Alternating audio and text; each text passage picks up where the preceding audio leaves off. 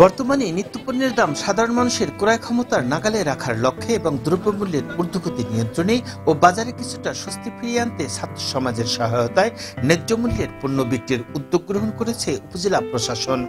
কম দামে পণ্য বিক্রি উদ্বোধনকালে একথা জানান উপজেলা নির্বাহী অফিসার ও প্রশাসক আবু আব্দুল্লাহ খান। সাধারণ মানুষজন তাদের ক্রয় ক্ষমতার ভিতরে দ্রব্যাদি কিনতে পারে, এই কারণে আমরা আজকে এই উদ্যোগটা নিয়েছি।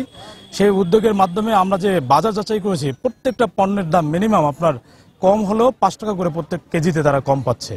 আমরা সরাসরি যে পাইকারিদের কাছ থেকে এবং যারা উৎপাদনকারী তাদের কাছ থেকে আমরা নিয়ে আসতেছি, এবং আমরা এখানে যারা একেবারে সীমিত লাভে এখানে যারা কাজ করতেছে তাদের একটা অংশ লাভ ধরে আমরা এটা ক্রেতাদের কাছে একেবারে ন্যায্য মূল্যে বিক্রি করতেছি। এবং যতদিন পর্যন্ত বাজারে খুচরা বিক্রেতাদের যে একটা দ্রব্যমূল্য যে উদ্যোগতি সৃষ্টি করেছে, এটা যতদিন পর্যন্ত নিরসন না হবে ততদিন পর্যন্ত আমাদের এই কার্যক্রম চলমান থাকবে। কৃষকরা বলছেন কোনো প্রকার লোকসান ছাড়াই সরাসরি ন্যায্য মূল্যের বাজারে তারা বিক্রি করছেন তাদের উৎপাদিত পণ্য। যেটা আমি খেতে পাইকারি দামে দিই, ওই দামে এই জায়গায় আমি বিক্রি করতেছি। আমার পাইকারি তো দেওয়া লাগলো না,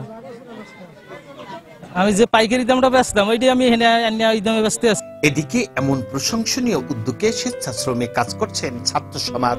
দ্রব্যমূল্য পণ্যের যে দাম সেটা অনেক ঊর্ধ্বগতি, যেটা হচ্ছে আমাদের সাধারণ জনগণের ক্রয় ক্ষমতার বাইরে, এবং আমরা আমাদের বর্তমান অন্তর্বর্তী সরকারের নির্দেশে এবং আমাদের ছাত্র সমাজ এবং আমাদের গৌরনদী উপজেলা প্রশাসনের সহযোগিতায় আমরা হচ্ছে এই গৌরনদীতে যে ন্যায্য মূল্যে, অর্থাৎ যেই দামটা আমরা হচ্ছে একদম পাইকারিতে কিনে নিয়ে আসি ওই দামটায় আমরা হচ্ছে সেল করে দিচ্ছি। অন্যদিকে সস্তায় পণ্য কিনে খুশি ক্রেতা সাধারণ। ওই যে কৃষি পণ্য নিছি, ওস্তা নিছি, তারপরে হচ্ছে শশা নিছি। বাজারে তো অনেক দাম, এখানে কম দামেই নিলাম। ওস্তা নিলাম হচ্ছে 70 টাকা কেজি, বাজারে তো 120 টাকা করে নেয়।